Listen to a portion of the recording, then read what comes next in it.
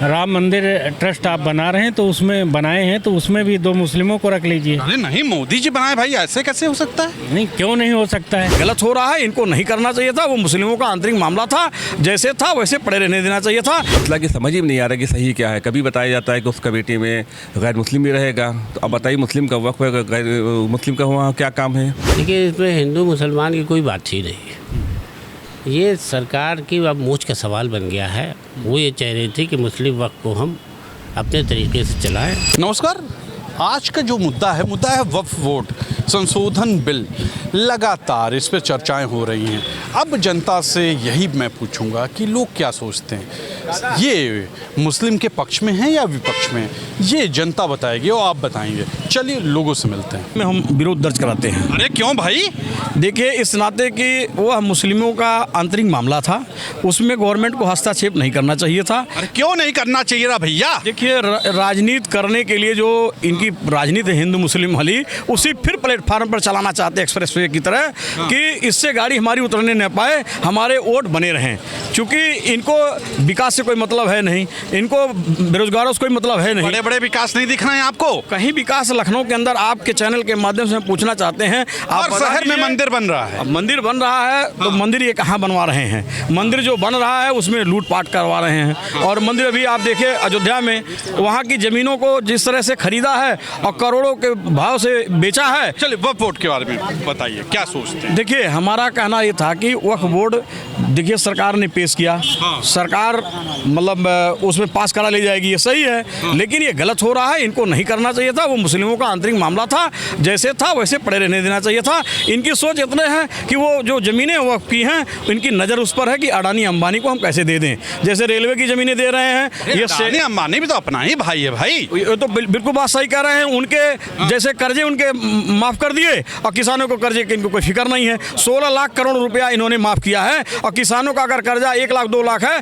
तो तहसीलदार उनके दरवाजे चला जाता है कि आपकी लाल झंडी लग जाएगी। आपको हमेशा गलत दिखता है। इतना अच्छा काम हो रहा है इस मुल्क में। देखिए, ऐसा है कि जब तक इनका धर्म की लड़ाई की राजनीति चल रही है, जातिवाद धर्मवाद की, तब तक ये चला रहे हैं। लेकिन इनका भी अंत समय आ गया है। देखिए कितना बड़ा काम किया, हिंदुओं को भी डाला बोर्ड में। सब देखिए मुल्क में बड़े बड़े काम हो रहे हैं। नहीं तो ठीक तो है। मैं भी मांग करता हूँ, आपका अयोध्या राम मंदिर बन रहा है ट्रस्ट में, उसमें भी मुसलमान डाल दें, एकदम डाल दें। और पिछड़ों को भी रखें, उसमें दलितों को भी रखें, आदिवासियों को भी रखें।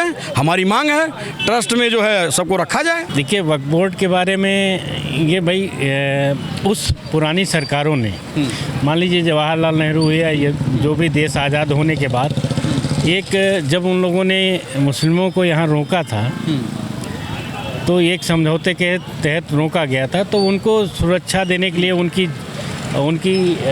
जो रियासतें थे या उनकी कहीं प्रॉपर्टी थी, उसको एक सुरक्षा देने के लिए एक बोर्ड ये बना दिया था।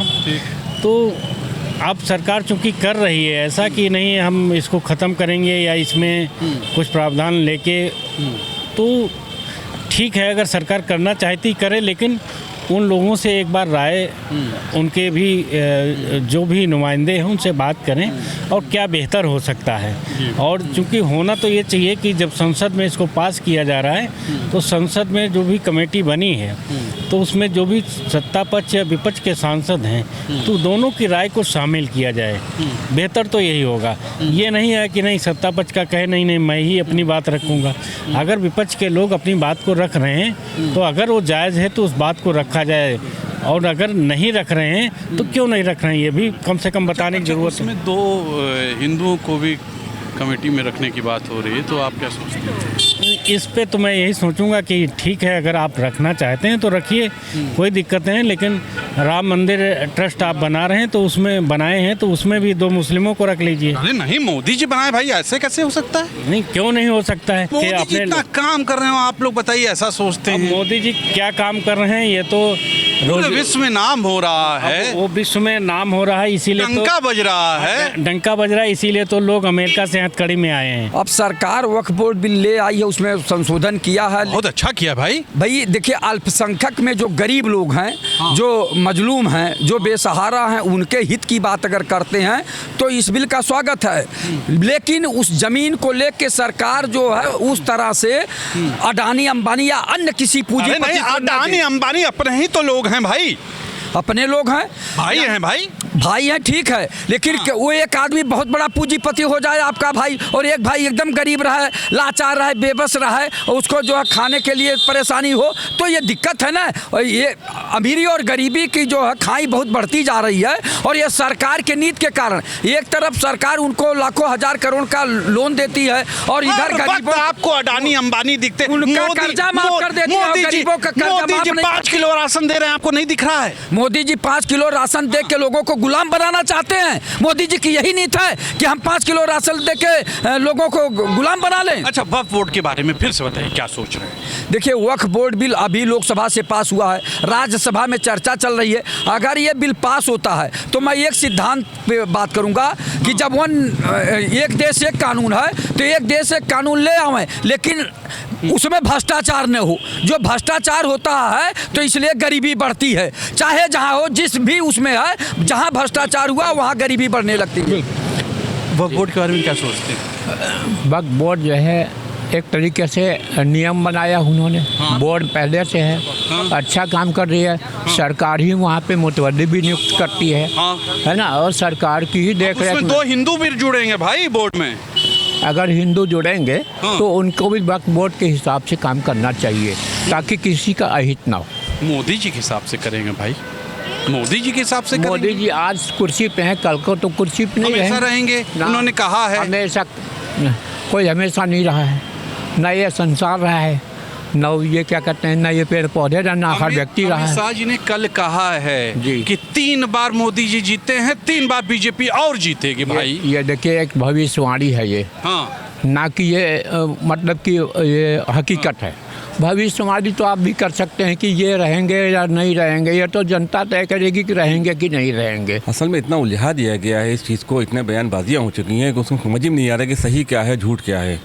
अब या तो ये बिल पास हो, तब काम चलने लगे, तब पता चले क्या क्या कमियां इसमें हैं, या अभी इतना उलझाया गया है सियासी पार्टियों के ज़रिए कि पता ही नहीं चल पा रहा है, और ना हमारे मुस्लिम नेता जो हैं वो इसको सही बता पा रहे हैं। तो मोदी जी हैं भाई, अच्छा काम करेंगे, मोदी जी बड़ा सबके लिए सोचते हैं भाई। वो मोदी जी प्रधानमंत्री वो बात अलग है, लेकिन वक्फ जो होता है मुस्लिमों के लिए होता है। मुस्लिम लोग अपना वक्फ करते हैं कि मुस्लिमों के कल्याण के लिए, लेकिन अब जो धार्मिक हमारे मौलाना हैं जो वो बताएंगे, उसके बारे में सही बताएंगे, वही तुम लोग की समझ में आएगा। लेकिन इतना उलझा हुआ है मसला कि समझ ही नहीं आ रहा कि सही क्या है। कभी बताया जाता है कि उस कमेटी में गैर मुस्लिम भी रहेगा, तो अब बताइए मुस्लिम का वक्फ है, गैर मुस्लिम का वहाँ क्या काम है?